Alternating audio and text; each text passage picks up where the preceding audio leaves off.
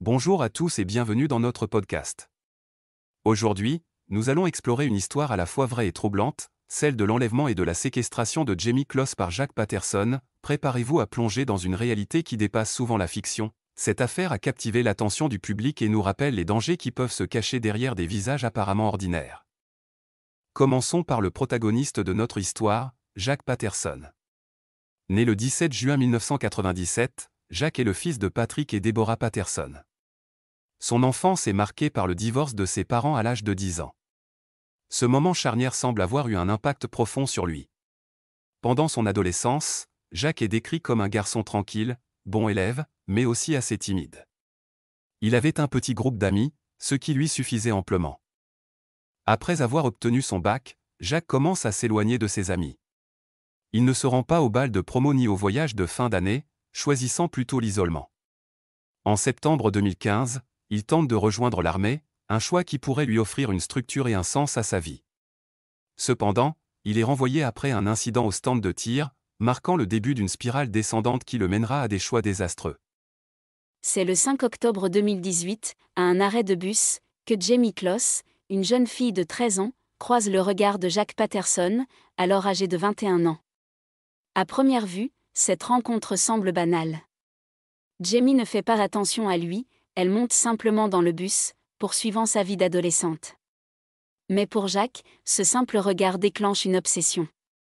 C'est un moment anodin qui va changer le cours de leur vie à tous les deux. Jack, qui vit seul dans une maison crasseuse, commence à fantasmer sur Jamie.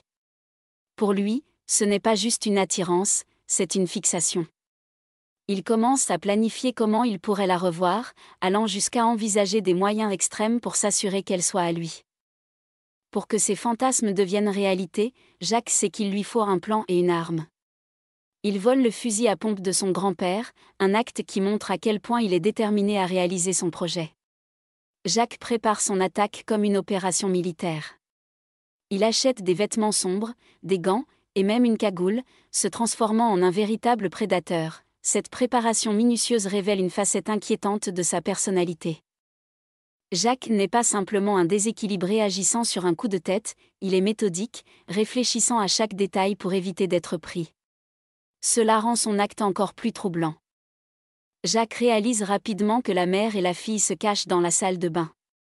Une lutte éclate, mais en seulement 4 minutes, Jack a tué James et Denise Closs dans le seul but d'enlever leur fille. Cette violence brutale est choquante. En quelques instants, une famille est détruite, et une vie est bouleversée à jamais. Jamie est maintenant retenue prisonnière sous le lit de Jack. Coincée sur une moquette poussiéreuse, sans nourriture ni eau, elle doit se retenir d'aller aux toilettes.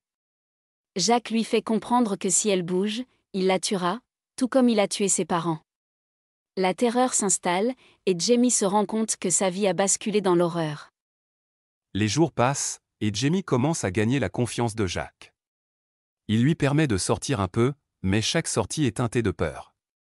À Noël, Jack organise un repas chez lui, tandis que Jamie, terrorisée, reste cachée sous le lit, écoutant les rires et les conversations de la famille de Jack. C'est un contraste frappant entre la joie des invités et le désespoir de Jamie, qui se rend compte qu'elle est complètement isolée et à la merci de son ravisseur. Jamie tente de s'échapper à plusieurs reprises, mais échoue. Elle est surveillée de près par Jack, qui lui a fait comprendre qu'il ne tolérerait aucune tentative de fuite. En janvier 2019, Jack lui dit qu'il part faire des courses. Cette fois, elle en est sûre, il est parti. C'est sa chance, et elle sait qu'elle doit agir rapidement. Jamie rampe doucement sous le lit, poussant les boîtes qui bloquent son passage. Elle réussit à atteindre la porte d'entrée, qui s'ouvre. Elle est enfin libre, mais la peur est toujours présente. Elle sort dans le froid hivernal et aperçoit une voisine, Jeanne Neutet, qui la reconnaît immédiatement.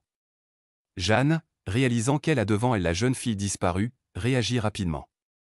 Elle appelle le 911 et alerte les autorités. C'est un moment de soulagement, mais aussi de tension, car Jack est. Rapidement, l'histoire de Jamie Closs fait le tour des médias. Elle a été retrouvée vivante, tandis que Jack Patterson est arrêté. Étonnamment, Jack exprime sa surprise que Jamie ait réussi à s'échapper, pensant qu'il avait gagné sa confiance. Cela soulève des questions sur la psychologie des ravisseurs et la manière dont ils justifient leurs actions. Merci d'avoir écouté notre podcast aujourd'hui. Cette histoire rappelle à quel point la réalité peut parfois être plus troublante que la fiction. Elle met en lumière les dangers qui peuvent se cacher derrière des visages ordinaires et l'importance de rester vigilant. N'oubliez pas de vous abonner pour ne pas manquer nos prochains épisodes.